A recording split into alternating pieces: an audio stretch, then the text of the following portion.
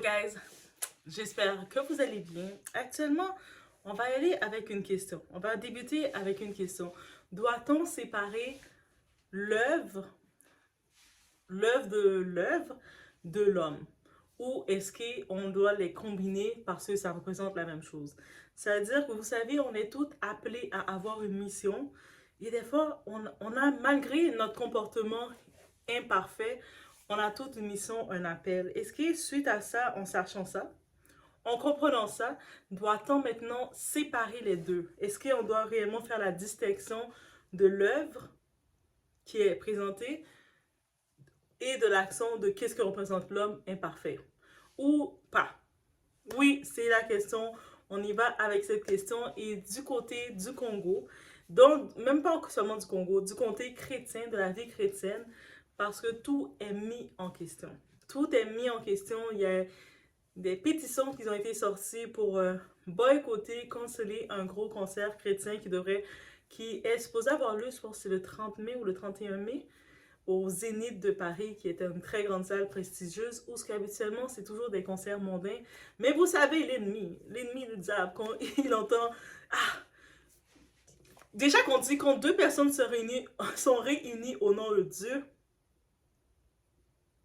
c'est la force que ça fait. Maintenant, on imagine des milliers de personnes réunies dans une salle avec de la musique chrétienne. Ah, le diable ne veut pas. Le diable est mieux voir que Sam Smith en train de se déguiser en Lucifer que de voir ça.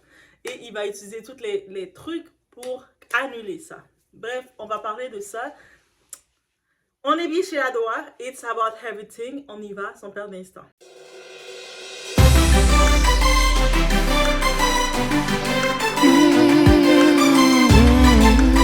On commence Mike Calombe, j'ai dit Calombe, mais je ne sais pas comment on le prononce, mais on va l'appeler Mike, c'est le pasteur. C'est un pasteur chrétien évangélique. Au-delà de pasteur, c'est aussi un chantre. Il s'occupe du ministère de la musique.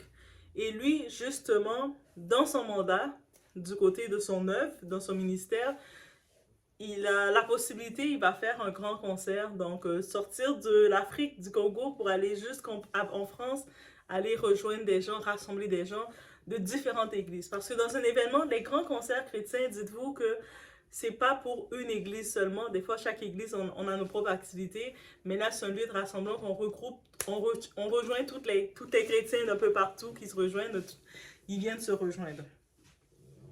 C'est un concert qui est vraiment attendu par beaucoup de monde de plusieurs façons. Certaines personnes le voient comme une bonne raison de le boycott, de le cancel, de dire que ça ne doit pas se faire.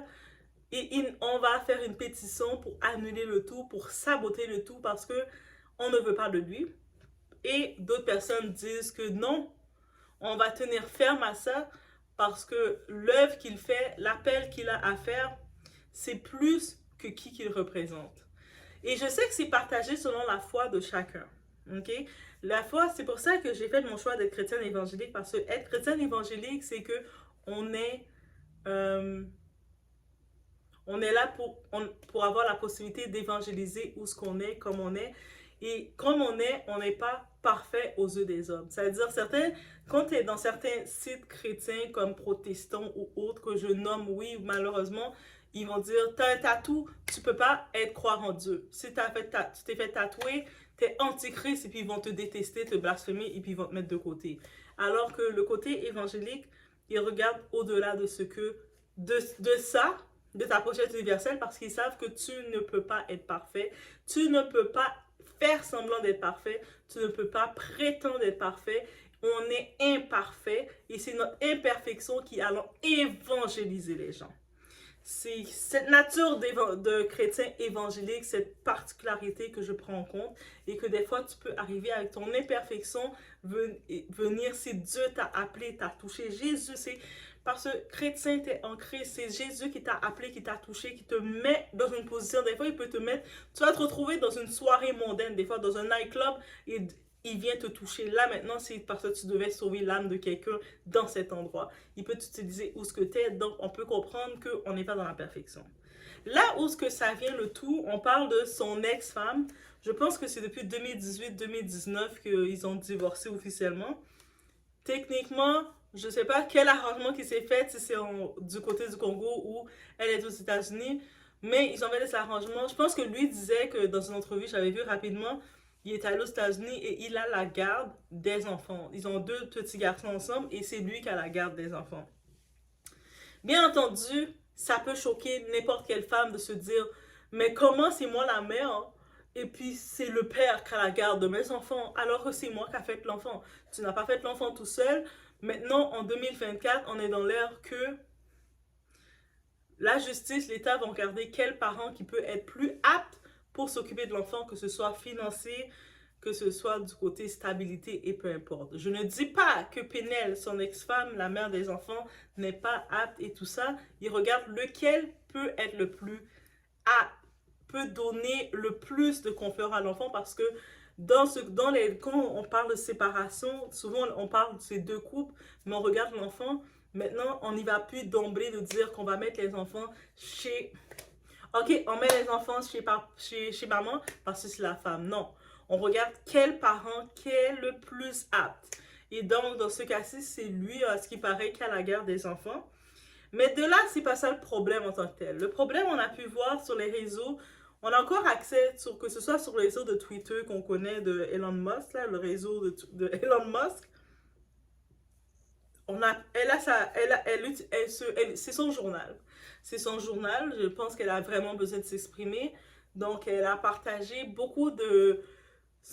elle a partagé son moment avec son mari, que je peux comprendre que depuis qu'elle est mariée avec lui, dès qu'elle a eu 18 ans, jusqu'à la fin à leur séparation, ça a toujours été l'enfer avec lui. Donc, mais quand je lis son témoignage, c'est ça que je comprends. Je ne sais pas au niveau si elle a été forcée au mariage, c'est peut-être ses parents qui l'ont vendue dans le mariage ou pas. C'est pour ça que je dis que le mariage, des fois, oui, on a la pression des fois qui peut venir, surtout du côté afro, la pression qui peut venir que te dire à une femme que tu dois te marier, tu n'as pas le choix, t'es faite pour ça, c'est un problème. On le conçoit, c'est un problème. En plus, imagine à 18 ans. À 18 ans, tu es à peine en train de te découvrir. Tu es encore à peine en train de chercher quelle marque de Kotex qui te convient le plus. Tu es encore en train d'expérimenter ça. Donc, je ne sais pas si chaque personne est différente, mais pour moi, à 18 ans, c'est ça.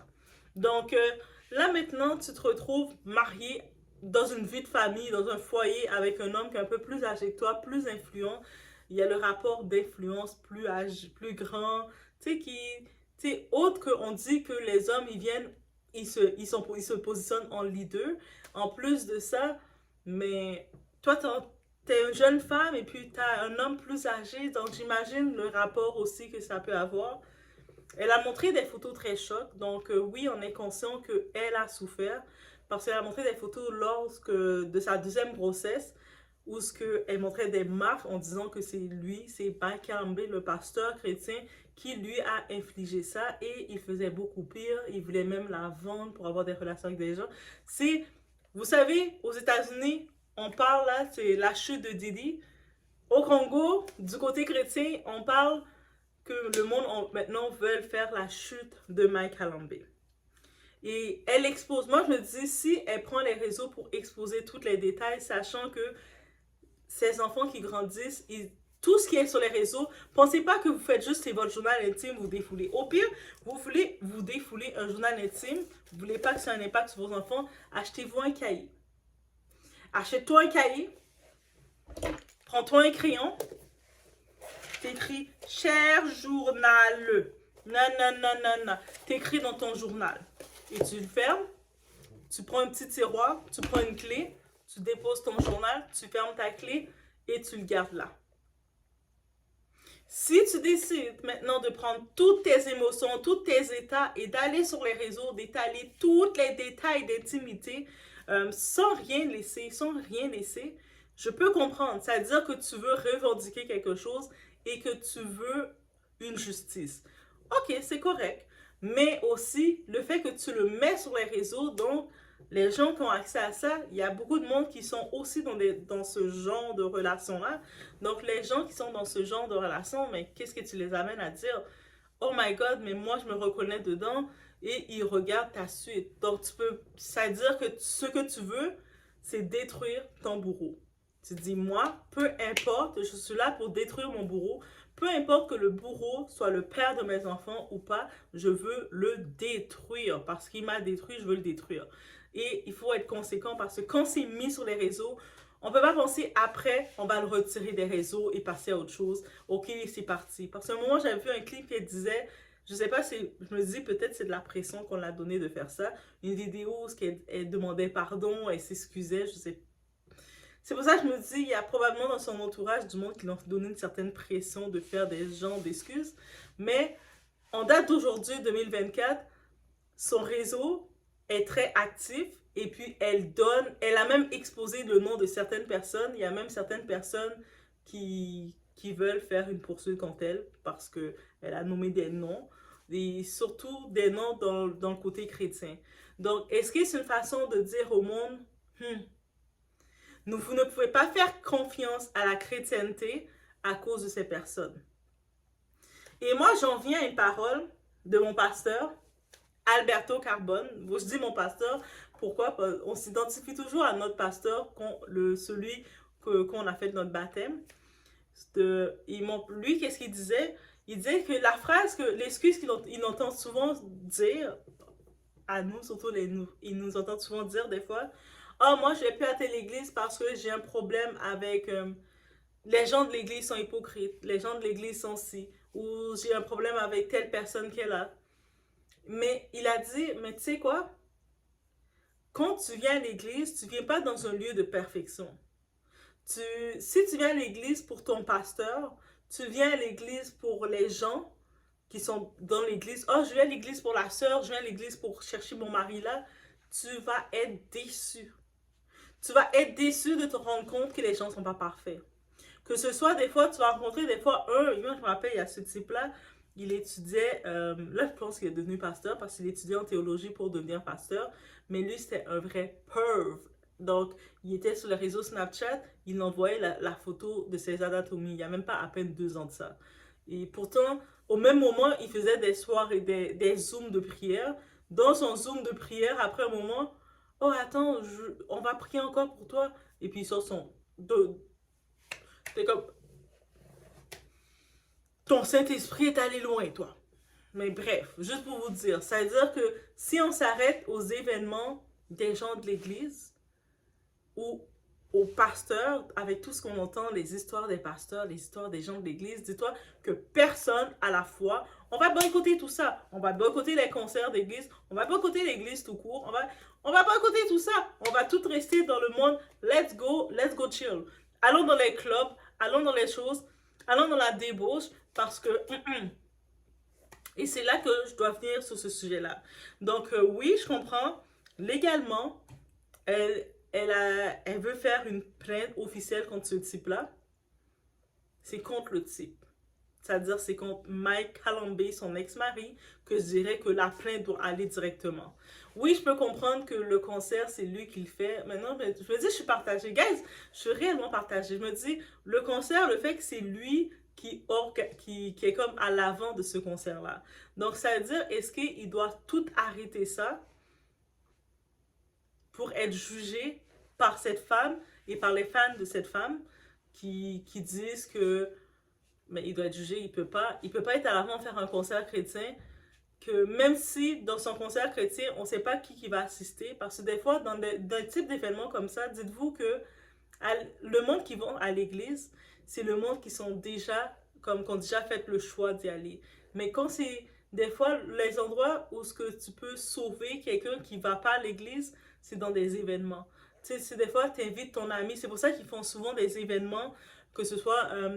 ils font soit des événements, des conférences, et puis quand ils font des événements, c'est là l'occasion, journée famille, et puis c'est là que tu invites des personnes qui, à la base, n'ont pas d'église, ne sont jamais allées à l'église, ne connaissent pas c'est quoi la prière, ne connaissent pas c'est quoi la relation avec Dieu, et c'est là que tu les invites dans des événements pour les évangéliser.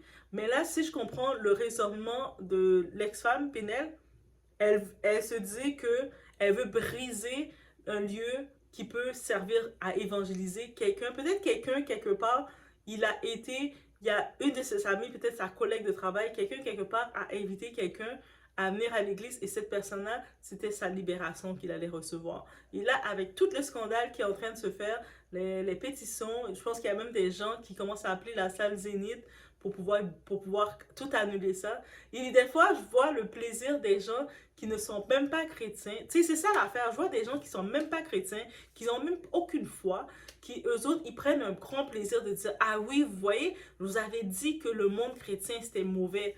Mais on vit dans ce monde. Il y a partout, que ce soit dans le monde de l'Église, que tu sors de l'Église, tu peux faire confiance à personne. La seule différence, quand tu as un peu la foi en toi, tu gardes un peu la foi en l'humanité. C'est-à-dire que tu sais, moi, si des fois je regarde, je sortirais de l'église, je verrais quelqu'un à terre, je pourrais dire, je vais pas me baisser pour te ramasser parce que tu vas me faire tomber.